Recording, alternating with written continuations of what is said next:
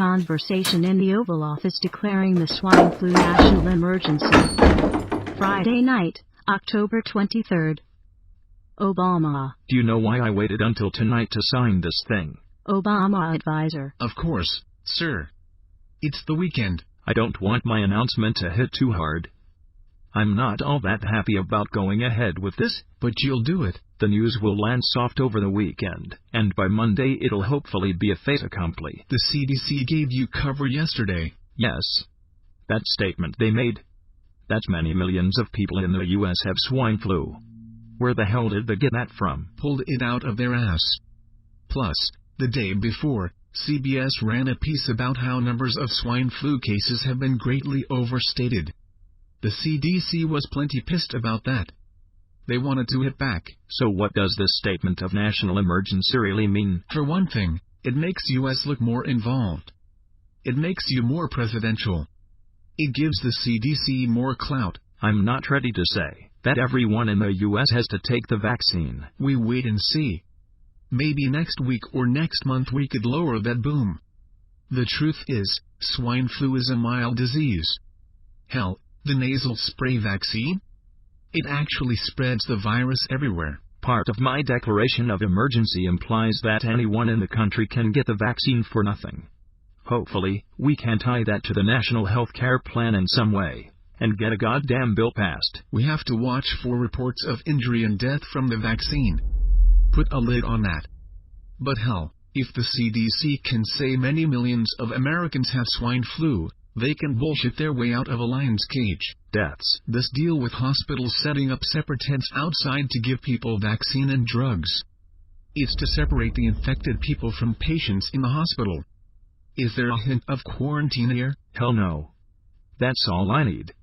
A whole bunch of wackos reaching for their Second Amendment. But if the situation with spreading illness becomes a lot worse? No reason to think it will.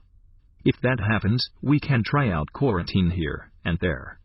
See what the reaction is. Are your girls going to get the vaccine? Not now. According to CDC's list of priorities, they're not at the head of the line. Watch out, sir. If you wait too long, it could come back and bite you. Did you say the flu-mist nasal spray vaccine actually spreads the H1N1 virus? Yes. That's well known. A person gets the vaccine and sheds H1N1 wherever he goes. I don't understand. Can you imagine if nurses or doctors get the flu mist? They're working around people in hospitals who have weakened immune systems. Then those patients are much more likely to come down with swine flu. That doesn't make sense. I queried the CDC on it, and they said it wasn't a problem. And we're just supposed to accept that. Too late now. Wait a minute. It's not just hospitals. If any person gets the flu-mist vaccine, and goes around spreading H1N1, people he comes into contact with who have weakened immune systems could get swine flu. That's true. Correct me if I'm wrong, but there's another implication here. The CDC is saying people with weakened immune systems should get the swine flu vaccine now. So if they take the flu-mist, they could get swine flu. I suppose you're right. I'm confused. I don't understand this. Again, too late now, sir. This is insane. In my experience, sir, it's best just to let the CDC and the FDA and the pharmaceutical people do their thing. Don't interfere. They'll give you all sorts of mumbo-jumbo to explain their position, and you'll come away with one big headache. Besides, when the supply of flu mist is all used up, we'll have the injectable vaccine on hand. That one doesn't spread a live virus. Of course, you never know about contamination. Contamination. Remember the Chiron disaster a few years ago? 2004. Summer. No. Well, Chiron shipped millions of doses of its new flu vaccine into the U.S.